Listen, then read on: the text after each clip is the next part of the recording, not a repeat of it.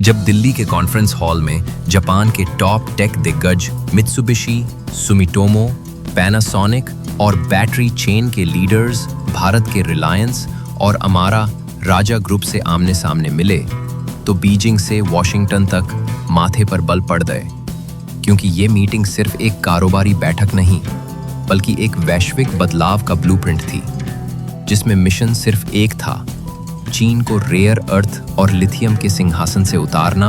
और भारत जापान के इस अभूतपूर्व गठबंधन ने साफ कर दिया है कि अब 21वीं सदी के तेल यानी लिथियम और रेयर अर्थ पर ना किसी एक देश का वर्चस्व चलेगा और न तकनीक पर तानाशाही, क्योंकि आज जहां चीन 85% रेयर अर्थ सप्लाई और 60% लिथियम बैटरी मैन्युफैक्चरिंग पर कब्जा जमाकर पूरी दुनिया की सप्लाई चेन को गिरवी रखे बैठा है, वहीं भारत और जापान मिलकर उस गिरवी को छुड़ाने की तैयारी में है। भारत देगा अपने रियासी के खदानों से निकला लिथियम, ऑस्ट्रेलिया, चिली, अर्जेंटीना से लाएगा रणनीतिक खनिज, और जापान देगा अपनी सबसे एडवांस बैटरी तकनीक, जिससे बनेगी एक चीन मुक्त, आत्मनिर्भर और टिकाऊ एशियन बैटरी और रेयर अर्थ चेन। और दुनिया को मिलेगा पहला रियल विकल्प एक ऐसे वक्त में जब चीन ने रेयर अर्थ मैग्नेट्स के एक्सपोर्ट पर रोक लगाकर भारत समेत पूरी दुनिया की ऑटो इंडस्ट्री को झटका दिया, कार कंपनियों की सप्लाई चेन खतरे में डाल दी, मोबाइल से लेकर मिसाइल तक की मैन्युफैक्चरिंग फंसा दी। तब भारत और जापान ने तय किया कि अब सिर्फ रिएक्ट नहीं करेंगे, बल्कि रीडिफाइन करेंगे पूरा मॉडल।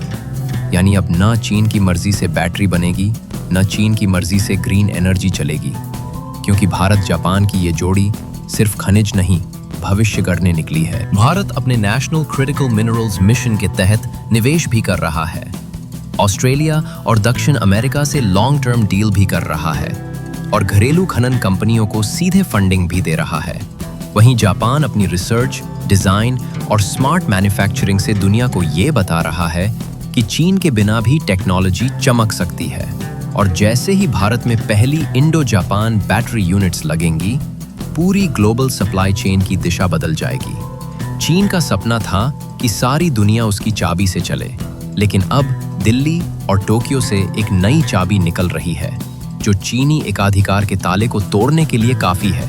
और जैसे ही ये ताला खुलेगा, भारत बनेगा एशिया का लिथियम हब, जापान बनेगा बैटरी क्रांति का अगुआ, और दुनिया देखेगी एक ऐसा गठबंधन जिसने दुनिया की ऊर्जा, डिफेंस और डिजिटल जरूरतों को एक सस्टेनेबल, भरोसेमंद और लोकतांत्रिक मॉडल में बदल डाला। तो अगली बार जब कोई पूछे कि भारत और जापान मिलकर क्या कर रहे हैं, तो कहिए कि वे सिर्फ व्यापार नहीं, भविष्य का निर्माण कर रहे हैं। और जब चीन की तानाशाही डगमगाएगी, तो याद रखिए उसकी बुनियाद दिल्ली और टोक्यो के साझा विजन से हिली थी। जय हिंद।